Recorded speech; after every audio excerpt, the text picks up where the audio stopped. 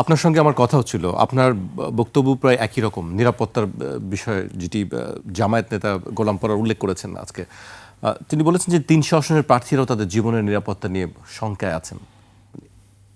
কিভাবে দেখেন আসলে আপনি পুরো ঘটনাটি? খাদিকে কারা হত্যা করেছে বা আপনার প্রার্থীদের নিরাপত্তা নিয়ে আসলে কি কি শঙ্কা দেখছেন?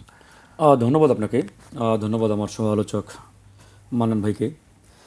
আসলে দেখেন, হাদি এজ এ পার্সন যদি আমরা চিন্তা করি, একজন সিঙ্গেল ব্যক্তি যদি আমরা চিন্তা করি, হাদি কিন্তু বড় কোনো রাজনৈতিক দলের প্রতিষ্ঠিত কোনো ব্যক্তি, জাতীয় নেতা কিংবা বড় কোনো ফিগার কিংবা সাবেক কোনো এমপি, মন্ত্রী, প্রাইম মিনিস্টার, প্রেসিডেন্ট, কেউই না। তাহলে হাদি কি এমন ব্যক্তি যে সে আজকে টার্গেটের নাম্বার 1-এ মানে তাকে টার্গেট করা হলো? এই জিনিসটা আমাদের সবার আগে ফাইন্ড আউট করতে হবে, বুঝতে হবে।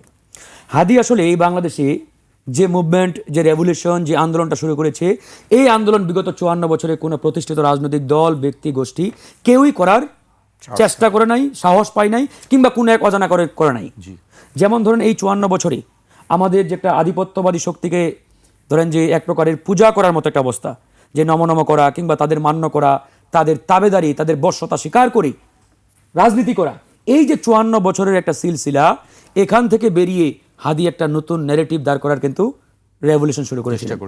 এই যে 54 বছরে আমাদের যে কালচারাল রেভলিউশন, যে ফ্যাসিবাদী রেভলিউশন, এই রেভলিউশনের এগনিস্টে এসে সে একটি দেশপ্রেমিক বাংলাদেশপন্থী রেভলিউশন বা ন্যারেটিভ দাঁড় করানোর সে কিন্তু আন্দোলন শুরু করেছিলেন। হাদি কিন্তু কোনোদিন ধ্বংসাত্মক হামলা কিংবা এরকম মব সৃষ্টি করা বা এরকম কোনো কর্মকাণ্ডকে কখনোই সাপোর্ট দিতেন না। কাউকে ছেড়ে কথা বলেন কখনো। তার বক্তব্য একটাই, ধরেন আপনি একটা কালচারকে কখনোই অ্যাটাক করে ধ্বংস করতে পারবেন না, একটা সংস্কৃতিকে আঘাত করে ধ্বংস করতে পারবেন না। আপনি ওই সংস্কৃতিকে যদি নির্মূল করতে চান, ধ্বংস করতে চান, তার বিপরীতে আপনি একটি সুন্দর সংস্কৃতি ডেভেলপ করেন, বিনির্মাণ করেন। আপনি একটা ন্যারেটিভকে ধরেন যে আপনি দমাতে চান, তার বিপরীতে শক্ত ন্যারেটিভ তৈরি করেন। কিন্তু আপনি ওই ন্যারেটিভকে ওর বিল্ডিংয়ে গিয়ে হামলা করে বা ওকে অ্যাটাক করে, আঘাত করে আপনি কখনোই নষ্ট করতে পারবেন না। হাদি ওই কাজটাতেই হাত দিয়েছিলেন এবং শুরুটা করেছিলেন। এই জন্য বাংলাদেশে বিগত 54 বছরে যে ফ্যাসিবাদী শক্তিগুলো এখানে স্টাবলিশমেন্ট কায়েম করেছে, যে ফ্যাসিবাদী শক্তিগুলো এখানে আমাদের রন্ধ্রে রন্ধ্রে প্রবেশ করেছে, এরা যখন দেখলো হাদির যে রেভলিউশন, হাদির যে চিন্তা চেতনা, হাদির যে আসলে যে আপনার পরিকল্পনা, এই পরিকল্পনা যদি সারা বাংলাদেশে ছড়িয়ে যায়, তাহলে আগামী 5 বছরে তাদের এই যে ভাউতাবাজির ন্যারেটিভ, তাদের এই যে ধরেন যে আধিপত্যবাদের যে ন্যারেটিভ, এই ন্যারেটিভ আর টিকবে না। এই জন্যই তারা অঙ্কুরে এই বীজটাকে শুট করে হত্যা করেছে। তো নতুন এবং ফিরে আসা গ্রাহকদের জন্য নগদে চলছে ক্যাশব্যাক সহ প্রতিদিন হাজারো উপহার জেতার সুযোগ। হবে আশা আর ফেরা, সারপ্রাইজ সেরা। একবারে পরিষ্কার। এখন দেখেন, এই যে হাদিকে কারা হত্যা করেছে, এটা অনেকেই অনেকভাবে বলার চেষ্টা করে, ব্যাখ্যা করে, বিশ্লেষণ করে। আমি আসলে অবাক হয়ে যাই। যেমন হাদি শুক্রবার দুপুর 2টার দিকে গুলিবিদ্ধ হলেন। গুলিবিদ্ধ হওয়ার পরে আপনি দেখেন সরকারের গোয়েন্দা সংস্থা, পুলিশ বাহিনী, আইন শৃঙ্খলা বাহিনী, সরকার কেউই কিন্তু আসলে 10 ঘন্টা পর্যন্ত ফাইন্ড আউটই করতে পারে নাই যে কিভাবে গুলিটা লাগলো, কে করলো, কোনভাবে করলো। আমরা দেখলাম যারা অনলাইনের যে বিভিন্ন টিম, যারা অনলাইন রিলেটেড যে কাজ করে, দ্য ডিসেন্ট সহ এরকম বেশ কয়েকটা টিম, এরাই সবার আগে ফাইন্ড আউট করেছে যে এই যে 2 জন মোটরসাইকেলে যেতে যেতে বাম দিক থেকে শ্যুট করেছে, এভাবে করেছে। তারা একবারে ভিডিও ফুটেজ সব বের করে একবারে নিয়ে আসছে। আবার দেখেন খুনিরা দেশের ভিতরে আছে নাকি বাইরে, অলরেডি 10 দিন পেরিয়ে গেলেও সরকার এবং সরকারের আইন শৃঙ্খলা বাহিনী আজ পর্যন্ত আমাদের এই নিশ্চয়তা দিতে পারে নাই যে হাদির খুনিরা দেশের বাইরে চলে গেছে কিংবা দেশের ভিতরে আছে। অথচ আমরা দেখলাম যে 2-1টি গণমাধ্যম তারাই বলার চেষ্টা করেছে 24 ঘন্টা পরে যে হাদির খুনিরা ওই ময়মনসিংহের হালুয়াঘাট সীমান্ত দিয়ে পেরিয়ে তারা দেশের বাইরে চলে গেছে, ইন্ডিয়া পালিয়ে গেছে। তাহলে আমি আজকে প্রশ্ন করতে পারি না, এই যে জনগণের ভ্যাট ট্যাক্সের টাকা দিয়ে এই সরকারকে আমরা চালাই, এই সরকারের আইন শৃঙ্খলা বাহিনী, পুলিশ, র্যাব, ডিবি, এসবি, গোয়েন্দা সংস্থাগুলো, এদের কাজটা কি? এদেরকে তো ঘোড়ার ঘাস কাটার জন্য আমরা আমাদের রক্ত ঘামের অর্জিত টাকার ভ্যাট ট্যাক্স মানে আমরা দেই না ভাই।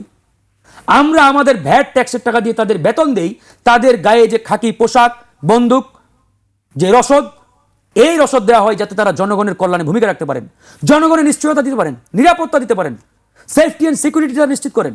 তাই আজকে একটা এরকম ভয়ঙ্কর ঘটনা ঘটার পরেও 24 ঘন্টা নয়, আমি মনে করি 10 দিন পেরিয়ে গেলেও এই সরকারের দায়িত্বশীল অর্গানগুলো আজ পর্যন্ত ন্যূনতম অথেন্টিক কোনো তথ্য আজকে দিতে পারে নাই।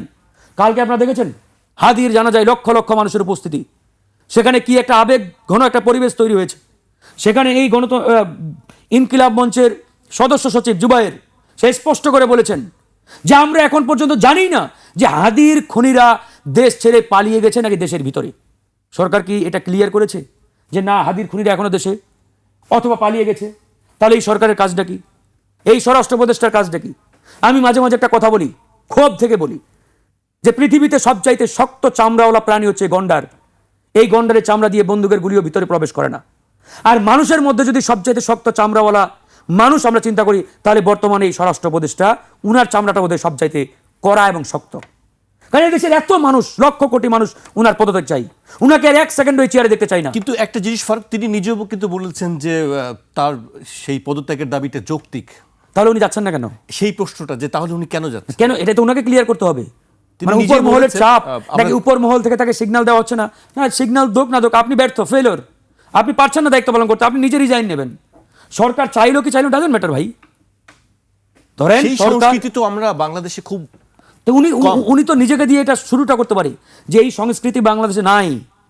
বাংলাদেশের ইতিহাসে আমরা একটা সংস্কৃতি বিনির্মাণ করছি যে আমাদের শেষ যে শরীরের হাড়, এই হাড়টা থাকবে কিন্তু আমরা ক্ষমতা ছাড়বো না, চেয়ার ছাড়বো না, এটাই আমাদের সংস্কৃতি। তো আপনি একটা দৃষ্টান্ত স্থাপন করেন যে ভাই বিগত সময়ের এই 54 বছরে কেউ তো এই দুঃসাহস দেখানোর মানে সাহস করে নাই যে ক্ষমতা পাওয়ারে থেকে পদত্যাগ করবে, তা আমি করে দেখালাম ব্যর্থতার দায় নিয়ে। তা আপনি এটা করে দেখান, জনগণ অন্তত স্যালুটটা দেবে যে ভাই আপনি পারেন নাই, বিদায় নিয়েছেন, কেন নিচ্ছেন না? একই সাথে আপনি কিন্তু করতেও পারছেন না। আজকে দেখেন, গতকালকে জানা যায় আমরা সবাই ছিলাম সেখানে, মাননীয় প্রধান উপদেষ্টা তিনি উপস্থিত ছিলেন, জানা যায় ওনার সাথেই আমরা প্রবেশ করেছি। তো জানা যায় মাননীয় প্রধান উপদেষ্টা বক্তব্য রেখেছেন। আমরা বিশ্বাস করেছিলাম, আশাও করেছিলাম যে মাননীয় প্রধান উপদেষ্টা যখন বক্তব্য দেবেন এই ঘটনার অগ্রগতি এবং বিচার কতটুকু তিনি নিশ্চিত করতে পারবেন তার একটা ব্রিফ তিনি জাতির সামনে সেখানে তুলে ধরবেন। কিন্তু অত্যন্ত দুঃখজনক, তিনি সত্যিকার অর্থে এই বিষয়ে কোনো মন্তব্যই করেন নাই যে আমরা বিচারের অগ্রগতি এতটুকু নিয়ে আসছি, গ্রেপ্তার হয়েছে আসামিরা বা হবে, বা আসামিদের লোকেশন আমরা ফাইন্ড আউট করেছি, শনাক্ত করেছি, কিচ্ছু নাই। তার মানে সন্দেহের যে দানা চতুর্দিকে ছড়িয়ে ছিটিয়ে রয়েছে, এগুলো কিন্তু আমরা আসলে অস্বীকার করতে পারি না। উনাদের কর্মকাণ্ড এবং উনাদের বক্তব্যের মাধ্যমে এই জিনিসটা কিন্তু আসলে আমাদের বাধ্য করে। এই যে সরকারের দায়িত্বশীল প্রতিষ্ঠানগুলো, অর্গানগুলো, তারা নানাভাবে তাদের যে বক্তব্য, তাদের যে কর্মকাণ্ড আমাদের সামনে তারা তুলে ধরার চেষ্টা করে, এর মাধ্যমে আমরা কি আসলে স্যাটিসফাইড, আস্থা রাখতে পারি? আপনি বলেন। আপনি নিজেও বলেছেন, আপনি আপনার এলাকায় গেলে মানুষ আপনাকে প্রশ্ন করে যে ভাই হাদিকে কারা খুন করলো, নির্বাচন কবে হবে, হবে কিনা? এই যে দেখেন, সব মানুষের একই প্রশ্ন। এটাই তো বললাম। তবে এই যে জনগণের প্রশ্ন, এই প্রশ্নের উত্তর কে দেবে? এটা তো আমার দেওয়ার দায়িত্ব না, আপনার দেওয়ার দায়িত্ব না, না। আমি ওই প্রশ্নের উত্তর দিতে হ্যাঁ, পারিনি। এটা তো আপনার দায়িত্ব না, আপনি কেন দেবেন?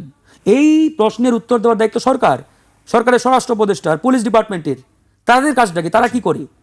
আমরা তো এই জায়গায় মানে আসলে আমাদের ওই যে সংখ্যাটা, এই সংখ্যাটা ঘুরপাক খাচ্ছে, একবারই ঘুরপাক খাচ্ছে।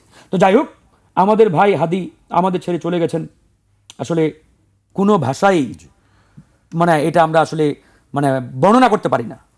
তিনি চলে গেছেন, বা তার যে কর্মযোগ্য, তার যে চেতনা, স্পিরিট, এটা রেখে গেছেন। আমরা শুধু একটা কথাই বলতে চাই, আমরা যারা আছি হাদিকে যদি আমরা সত্যিকার অর্থে ভালোবাসি, হৃদয়ে লালন করতে চাই, তাহলে হাদির রেখে যাওয়া যে অসমাপ্ত কাজ, অসমাপ্ত যে কর্মযোগ্য কর্মকাণ্ড, এটাকে আমাদের বাস্তবায়ন করতে হবে। সেই ইনকিলাব কালচারাল সেন্টার প্রতিষ্ঠা করেছে। এই ইনকিলাব কালচারাল সেন্টার হচ্ছে বাংলাদেশে আধিপত্যবাদ বিরোধী একটা ফাউন্ডেশন। এই ফাউন্ডেশনের উপরে আমরা যদি বিল্ডিং তুলতে পারি, তাহলে আগামীতে হাদির স্বপ্ন বাস্তবায়ন হবে। না হলে ওই দিনে 3 বা 4 বার তসবির মতো আমরা হাদি তসবি জপবো, বাস্তবিক অর্থে হাদির সত্যিকারের চেতনা আমরা বাস্তবায়ন করতে পারবো না।